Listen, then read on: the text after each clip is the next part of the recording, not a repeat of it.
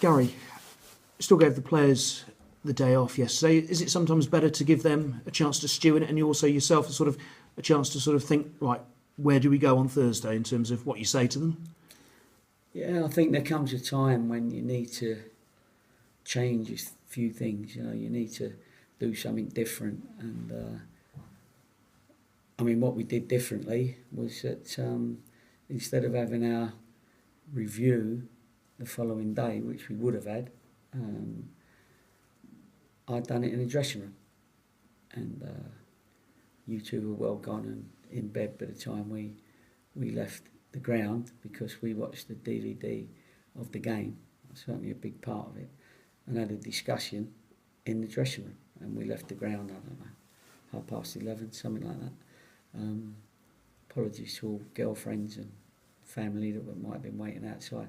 So we done our review straight after. I didn't want them going away and start talking to other people. We needed to work out why there was a lack of energy, lack of quality, a lack of everything we do, a lack of our DNA. That was another team out there, in my eyes. So we were really disappointed with that, and I said so on the day, and we apologised on the day. And then you have to do your clues a bit and find out what it was, you know, that made us so weak and non-competitive. And we got a great group of lads in, as much as that they get the same feeling that we all get. You know, disappointment in the board, disappointment in the supporters, disappointment with the managers, and the boys get really disappointed as well in their own game. Just felt that the game went on and on and on, and they didn't seem to have an answer on the day, and so that was disappointing. But it was a lack of our normal energy and intent. So we had that chat straight after the game. We talked about the preparation. We talked about our tactics. We talked about our team, and is there any problems, you know, because it might be something that we don't know about. And so after it all, we thought, well, maybe it was just one of them games. You're all gutted. Let's not be this gutted again. And that's why we didn't come in the following day, because we were still working at 11:30 at night. And how easy is it to keep everyone on an even keel? Because you don't get too carried away after a win. So presumably, by the same dint, you don't get too carried away after a defeat. Well, no, it depends on the nature of the defeat. Sometimes you can be unlucky. The problem is we can't afford to be unlucky now, because we've drawn too many games that we've been in, and we'd have only needed to turn a couple of them around to be in a much healthier position. So it is a thin line between that success and failure, but the nature of the defeat means that you have to treat this defeat.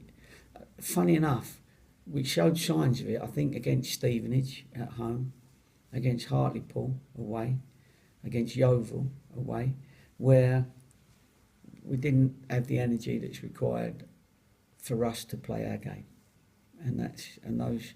So we're just having a look at them to see, you know, what it might be, and hopefully we can all put it right. I've got a responsibility. The players have got a responsibility to turn it around for our club. Obviously, personnel's the easiest thing you can change, and you're going to be forced into some changes with Harry Pell being suspended and the skipper's available again. So does that just sort of give a different energy to it anyway? Yeah, it does. And that's what you have to think about. Do you change 5 or 6 of the boys and give the others an opportunity? Then you've got to know whether you think they're ready. You know, some people have only just come back, had quiet games yesterday. You've got to think, well, are they fit enough? Stoz, Dan Holman, you know, I thought they were.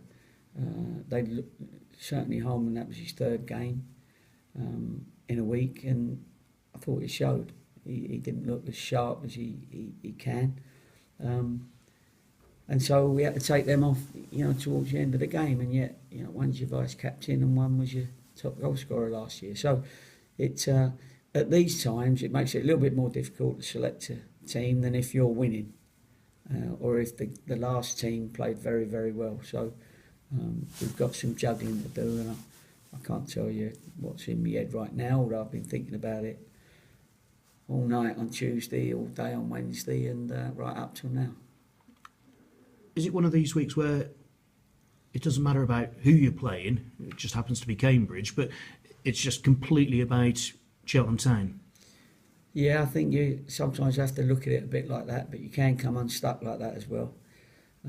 Because it's not only turning up with energy, it's turning up with a bit of quality, turning up with a game plan, individuals bringing out that game plan as well as them being potent and showing intent and that relentlessness that we, when we're doing well, we show. So there's a lot of formula that goes into it. So it's not just a matter of saying about us. We've got to look at us, because until we get us right, but then before we play Cambridge, we've still got to let them know that, you know, these are in a good bit of form. They're working hard for each other. They're this, they're that. They got this. You know, certain players that are dangerous. They got positives and negatives, and you still got to do that because you still got to prepare right anyway. How's James Dayton? He's okay. He's training. He's training normally, starting today, along with Alex Cooper. So they're both back in the fray now, and we'll see how they train over the next couple of days. Everyone else okay? Yeah, everyone that you know of. Obviously, Hawley's still long-term, Pagey, that sort of thing. A few little knocks that we've got to be careful of, you know, that Gav's having a look at now. So, yeah, but I think they're all training.